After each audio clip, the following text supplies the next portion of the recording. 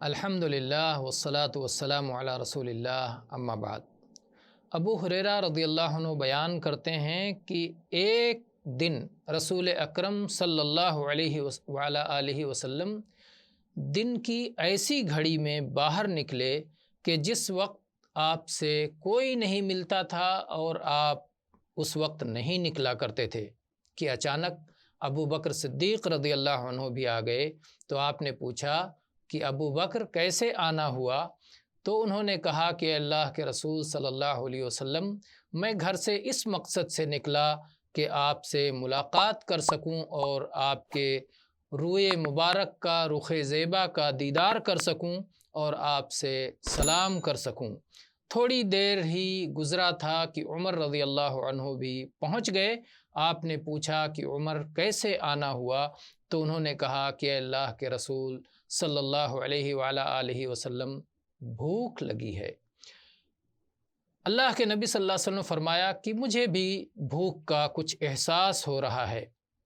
پھر یہ تینوں ساتھی ابو الہیثم بن تیہان انصاری رضی اللہ عنہ کے مکان کی طرف چلے، اور یہ وہ شخص تھے کہ ان کے کھجور کا باغ تھا جس میں بہت سارے کھجور کے درخت تھے، اور ان کے پاس بہت ساری بکریاں تھیں، اور ان کے پاس کوئی خادم نہیں تھا۔ جب ان کے گھر پہنچے تو وہ اپنے گھر پر موجود نہیں تھے۔ ان کی بیوی سے پوچھا کہ ابو الہیثم کہاں ہیں؟ تو انہوں نے بتایا کہ گھر سے باہر میٹھا پانی لانے کے لیے گئے ہیں۔ ابھی کچھ وقت ہی گزرا تھا کہ ابو الہیثم رضی اللہ عنہ مشق میں لیے ہوئے پانی پہنچ گئے اور اسے گھر پہ رکھا، اور آگے بڑھ کر کے نبی کریم صلی اللہ علیہ وسلم سے گلے ملے اور کہا کہ میرے ماں باپ آپ پر قربان ہوں، اور پھر اس کے بعد میں انہیں اپنے باغ کی طرف لے کے چلے اور وہاں پر دسترخوان بچھا دیا اور کھجور کے درختوں میں گئے، اور وہاں سے ایک کھجور کا خوشہ توڑ کر لے کے آئے اور نبی کریم صلی اللہ علیہ وسلم اور آپ کے ساتھیوں کے سامنے رکھ دیا۔ تو آپ صلی اللہ علیہ وسلم نے فرمایا کہ اس میں سے جو رطب تھا وہی نکال کر کے کیوں نہیں لے آئے؟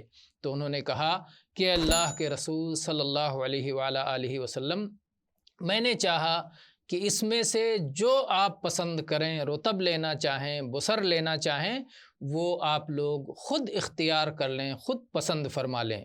اس کے بعد انہوں نے یہ کھجوریں کھائیں اور ٹھنڈا پانی پیا، اور اس کے بعد نبی کریم صلی اللہ علیہ وآلہ آلہ وسلم نے ارشاد فرمایا کہ اس ذات کی قسم جس کے ہاتھ میں میری جان ہے، یہی وہ نعمت ہے جس کے بارے میں قیامت کے دن تم سے سوال ہوگا۔ باز پرس ہوگی، ٹھنڈا سایہ ہے، بہترین رطب کھجور ہے اور ٹھنڈا میٹھا پانی ہے۔ اس کے بعد ابو الہیثم گئے کہ کھانا تیار کروائیں، تو نبی کریم صلی اللہ علیہ وآلہ آلہ وسلم نے ارشاد فرمایا کہ دیکھنا کسی ددھاری بکری کو ذبح مت کرنا۔ اس کے بعد میں انہوں نے ایک بکری کا بچہ ذبح کیا اور اسے لے کر کے آئے، اور نبی کریم صلی اللہ علیہ وسلم اور آپ کے ساتھیوں نے مل کر کے کھایا۔ اور اس کے بعد میں اللہ کے نبی صلی اللہ علیہ وسلم نے ان سے پوچھا کیا آپ کے پاس کوئی خادم ہے؟ کہتے ہیں کہ نہیں، میرے پاس کوئی خادم نہیں ہے۔ تو نبی صلی اللہ علیہ وسلم فرمایا کہ جب ہمارے پاس قیدی آئیں گے تو ہمارے پاس آنا۔ اور اس کے بعد میں نبی کریم صلی اللہ علیہ وسلم کے پاس دو قیدی پہنچے، دو غلام آئے جن کے ساتھ میں کوئی تیسرا نہیں تھا۔ ابو الہیثم نبی کریم صلی اللہ علیہ وسلم کی خدمت میں پہنچے تو آپ نے کہا ان دونوں غلاموں میں سے جس غلام کو چاہو لے لو۔ انہوں نے کہا اللہ کے نبی صلی اللہ علیہ وسلم، آپ ہی میرے لیے انتخاب فرما دیجئے۔ نبی کریم صلی اللہ علیہ وسلم نے فرمایا کہ جس سے مشورہ کیا جائے وہ امین ہوتا ہے، اس کو لے لو۔ آپ نے دونوں میں سے ایک کو اختیار کر کے فرمایا کہ اس کو لے لو، میں نے اسے صلاۃ کا پابند دیکھا ہے، صلاۃ ادا کرنے والا دیکھا ہے اور اس کے ساتھ اچھا سلوک کرنا۔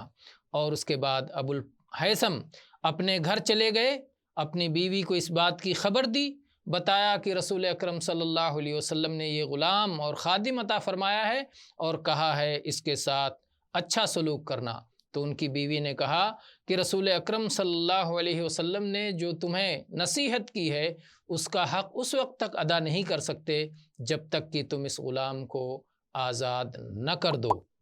تو انہوں نے فوراً اس غلام کو آزاد کر دیا، اور اللہ کے رسول صلی اللہ علیہ وسلم نے فرمایا کہ اللہ تعالیٰ جب کوئی نبی مبعوث فرماتا ہے یا کوئی خلیفہ ہوتا ہے تو اس کے دو بتانہ ہوتے ہیں، دو خاص لوگ اور قریبی لوگ ہوتے ہیں۔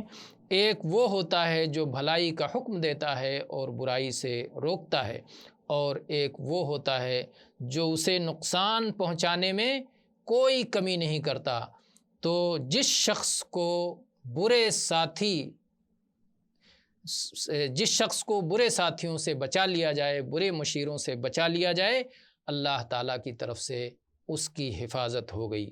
اسے امام ترمذی رحمہ اللہ نے کتاب الشمائل میں ذکر کیا ہے، اور یہ سنن ترمذی میں 2369 نمبر پر ہے، اور علامہ البانی رحمہ اللہ نے اسے صحیح قرار دیا ہے، اور حدیث کی اصل اس کا کچھ حصہ صحیح مسلم میں بھی ہے 2038 نمبر پر۔